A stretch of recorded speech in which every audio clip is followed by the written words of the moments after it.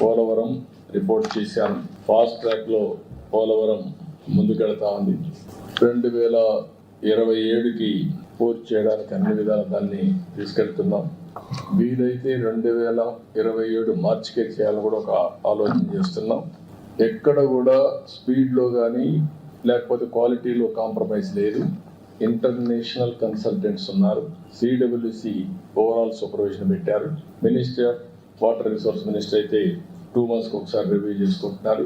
Ultimate గా ఎక్కడ రాజీ పడకుండా క్వాలిటీ కింద ముందుకు పోతున్నాం.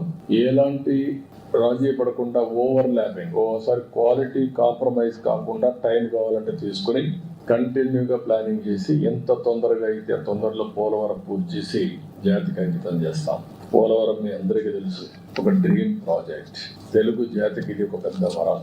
అలాంటి ప్రాజెక్ట్ ని డయాఫామ్ వాల్ మొత్తం గోదావరిలో కలిపేసి ఈరోజు మళ్ళీ వేరే డయాఫామ్ వాల్ 400 కోట్లతో చేసిన దాన్ని ఈరోజు దగ్గర 980 కోట్లు ఖర్చు పెట్టే పరిస్థితికి వచ్చాం.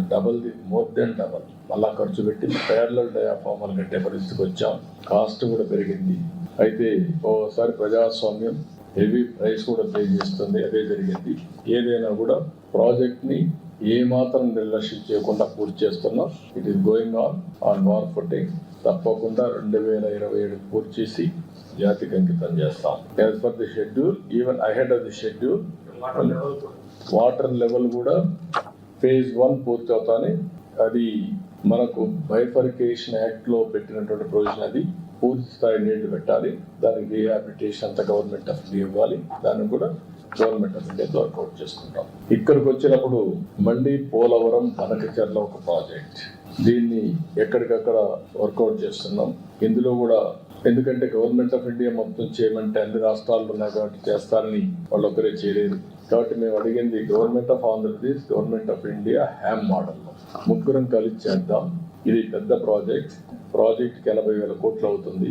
200 TMCF నీళ్లు డైవర్ట్ చేయాలని, గోదావరి నుంచి నేరుగా బనకచెర్లకు 2,200 TMC నీళ్లు తీసుకుపోగలిగితే ఇది క్లీన్ చేంజర్. ఇందులో 3 బిట్లు ఉంటాయి. ఒకటి first Godavari Krishna, 2 Krishna to Nagarjunasagar right main canal. అక్కడ రిజర్వాయర్ కూడా వస్తుంది. బొల్లాపల్లి రిజర్వాయర్ వస్తుంది. అక్కడి నుంచి వెలుగొండ కూడా నీళ్ళు వెళ్ళే పరిస్థితి వస్తుంది గ్రావిటీతో. థర్డ్ బిట్ బొల్లాపల్లి నుంచి నాగార్జునసాగర్ రైట్ మెయిన్ కెనాల్ నుంచి Banakacherla. That is the gateway. అక్కడికి వెళ్తే ఆల్ రిజర్వాయర్స్ కి, ఆల్ కెనాల్స్ కి మనం కనెక్ట్ చేసే పరిస్థితి వస్తుంది.